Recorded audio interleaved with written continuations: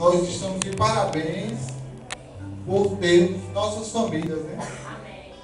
Quanto e quando sim, na sociedade a gente vê, né, em geral, a desestrutura familiar. Eu vim de uma família desestruturada, né?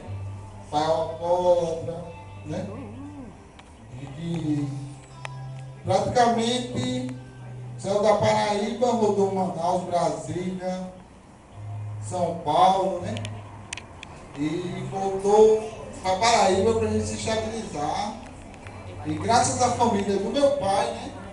E a família da minha mãe, a gente se estabeleceu aqui. E apesar das dificuldades, né? A fé em Deus da minha mãe, né? Ela acreditou em Deus que ia resgatar meu pai, né? E assim essa família, nossas famílias vão se perpetuando, né? Pela graça de Deus. Sou grato a Deus pela grande família, né? E pelo nosso Pai Celestial. Tá? Eu agradeço muito a todos.